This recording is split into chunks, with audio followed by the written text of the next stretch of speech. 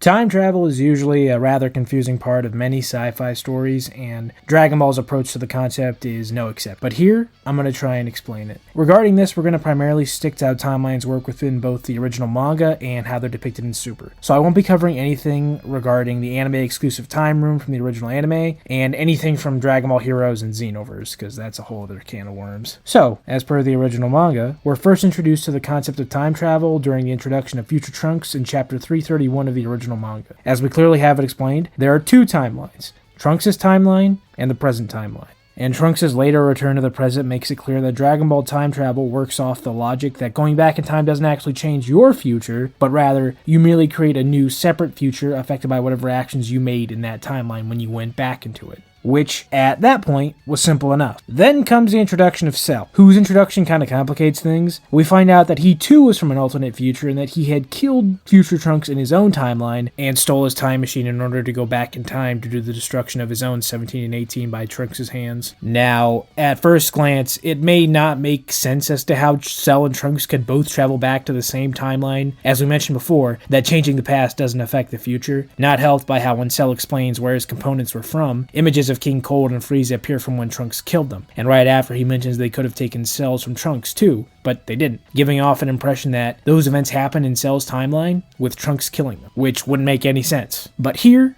I can explain. Cell's timeline is now established to be the original timeline, the very first one, and we find out that there are actually 4 timelines rather than just 2. Cell's timeline played out the same as Trunks' up until Trunks' second visit to the past. Beyond Cell, Trunks of the present timeline, we only hear that there is also a 4th timeline, which chronologically would have been the second one to be created, which was created by the Trunks from Cell's timeline. So basically, this second timeline played out exactly the same as the present timeline we see through the main story, but the difference comes during Trunks' second visit, as Cell never shows up, and therefore the Cell games never happened. So in the end, we never actually saw anything about this timeline ourselves. And as for those images of Frieza and King Cold, those are purely there for the viewer and from Piccolo's point of view. That's how we would remember those events, rather than how they played out in Cell's time. And in Cell's timeline, Trunks fought the androids for years. He could have been monitored in that time, and the computer merely decided that his cells weren't wanted. The scene is weirdly worded, but sense can be made of it. Then, after Cell stole Trunks' time machine, he traveled further into the past of this second timeline rather than his own, where Trunks' arrival in the past is now part of its history, as the time machine was still connected to that timeline, which creates 2 new timelines, one being the present timeline that we see, and future Trunks' timeline. The second timeline and our present timeline deviate upon Trunks' second arrival in the past, where Cell shows up and the Cell games occur, which of course prevents Trunks' death that happened in Cell's timeline. There being 4 timelines is something that later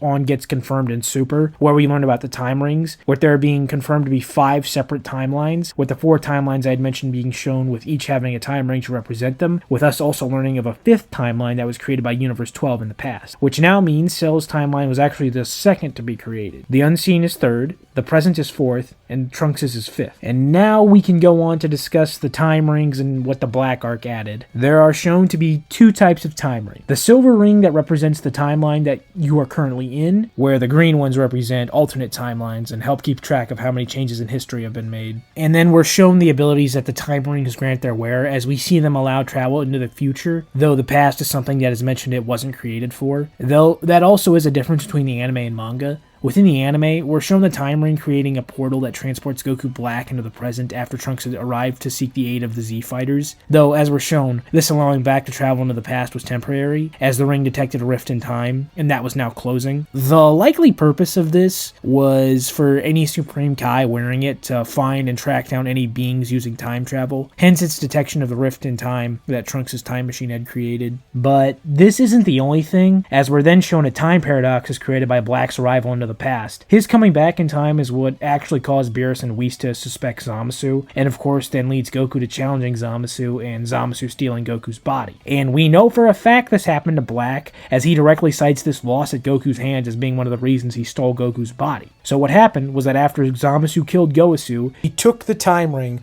to travel 1 year into the future of the present without creating a new timeline to when the Super Dragon Balls were active to steal Goku's body, where he then goes to Trunks' timeline using the time ring. This essentially tells us that the time rings grant a form of acausality in that their use like this allows for actual changes to be made in the past to not create new time. Though this only really applies to the anime, as the manga omits Black's arrival to the past and the entirety of the time paradox regarding Black's origin, where in the manga it is merely Trunks' arrival to the past that clues everyone into the search for Black's origins. Aside from that, most of the details regarding the time rings and time travel seem to remain the same, with Beerus erasing Zamasu before he could kill Gowasu, thus creating a new timeline where Black never existed, with Black himself being granted protection from this by the time ring. Due to the manga omitting the time ring's ability to create time paradoxes, this is much simpler and easier to understand within the manga as to how a new timeline was created via Beerus' erasing Zamasu. But due to the anime establishing time paradoxes, it can be a bit more confusing as to how a new timeline was created, even though Beerus speaks of how erasing Zamasu in the past will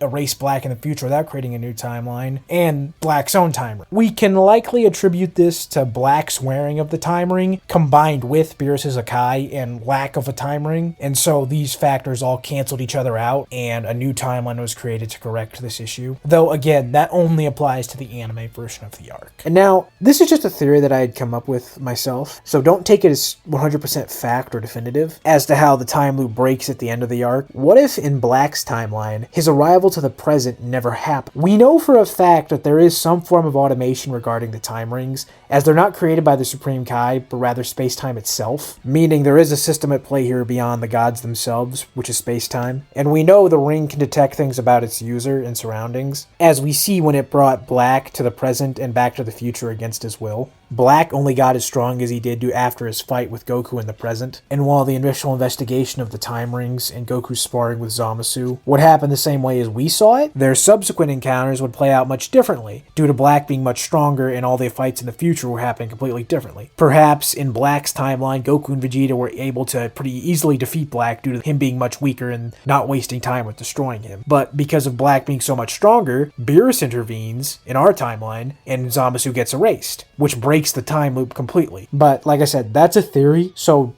don't take it as 100% fact, but I do think there's some sense to it. And by the end of the arc, in both versions of the story, Trunks' timeline gets destroyed, and Trunks and Mai return to a version of their own timeline before Black destroyed everything, meaning that we now have 7 timelines altogether, with the first 4 timelines that we learned about in the original manga, the 5th timeline that we learned at the start of the arc, Goku Black's timeline where Zamasu was never destroyed, and then the 7th timeline that was created at the end of the arc. And with our Trunks' timeline being erased by Zeno, that leaves us with 6 timelines altogether. And that was the last instance of time travel in Dragon Ball outside of the video games. If there's anything about the time travel that you're still confused about after this video, go ahead and leave a comment asking me, and I'll try and explain it as best I can. And that's really all I gotta say about this one.